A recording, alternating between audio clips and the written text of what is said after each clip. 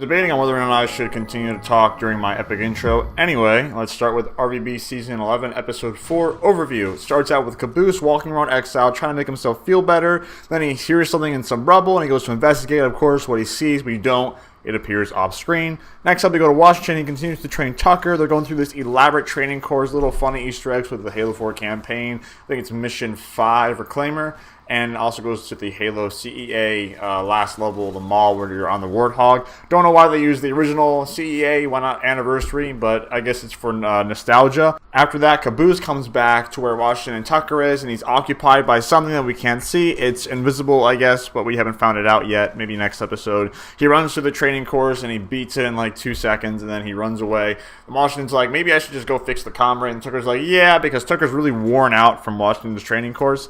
After that, we go to the red base, and we really get to see just how boring of a life it is to be on the red team. Simmons questions Grif about his toothbrush, and after some back and forth cat and mouse dialogue, Grif eventually says, yeah, I took your toothbrush. Simmons gets fed up with Grif, and he can't take it anymore. He's like, I can't live with this guy. Get me out of here. And then he complains that why do we have to have, like, like, how come I have to share my side with Grif and you get the entire side of yourself? And then Sarge is like, well, I'm the commander. Washington shows up, asks to where his tools are. Grif takes him up to his bed. We don't get to see his bed. Apparently, it's all fucking messy. And then Simmons is about to tell Sarge to go get the robot kit, but then Sarge twists Simmons' words and makes his idea Sarge's idea, and then he goes to get the robot kit. That is an overview of Episode 4. It was very back and forth between the two teams, as usual.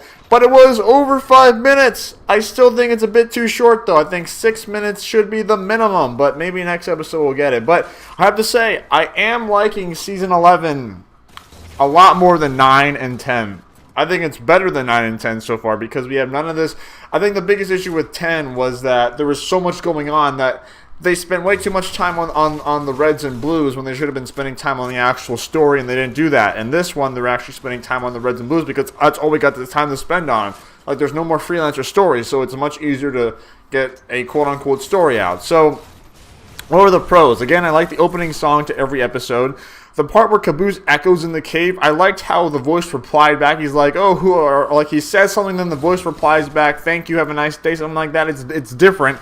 But it's the same voice, so I'm wondering like who that is, what is going on. But I thought that was very clever, and since Caboose is stupid, he doesn't notice that it's someone else. But I thought they did the echo back and forth pretty well. I thought it was both comedic but also kind of creepy.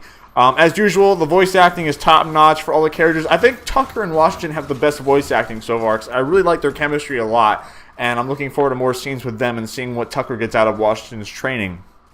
Another funny bit where Grif says he didn't know that we had cabinets. Again, Grif's life is just so pathetic and so boring and low, and I don't blame Simmons for freaking out on him. After that, another really cool Photoshop part where the toilet paper's on the tank. I don't know how they make the toilet paper like three-dimensional and make it like go over the tank's gun.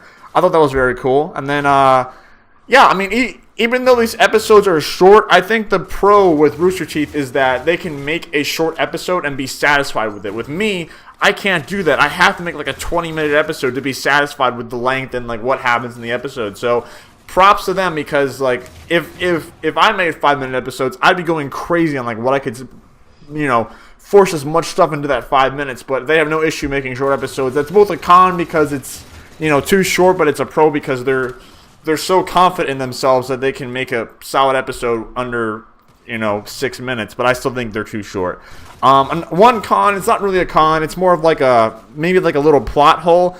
Washington says in this episode that he wants to get off this place, so he's trying to fix the comm. Yet in other episodes, including episode 4, he's helping Tucker train when he could be working on the comm relay that he wants to get working again so much. So, like, if he wants to get it working and get off here, why is he doing other things than doing that? Doesn't really make any sense, but again, it's not a big issue. It's just something that I noticed. It's nothing that's gonna, you know, destroy the episode for me. It's just like, hey, I noticed that plot hole.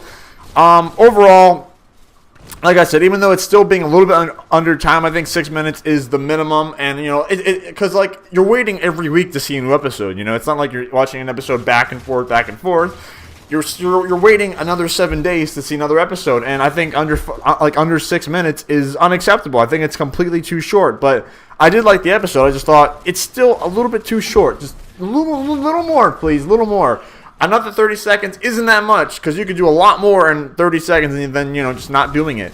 But like I said, I think originally, they feel confident in making things short, and they know that they can do a good job. And like I said, this episode was good. Like I said, my only con with this episode is that it's a little bit too short, and that's really all I have to say.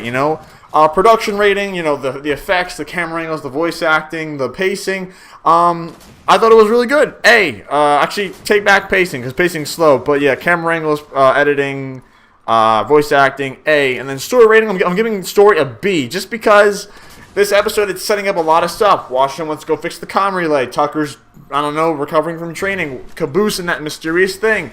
I also want to see the comm relay. Like, what does it look like? I want to see Washington work on this comm relay. And, but yeah, overall, I give the episode a for production rating and then a B for story rating. I think the pacing is still very slow, but again, this is episode 4 of how many episodes coming up later anyway.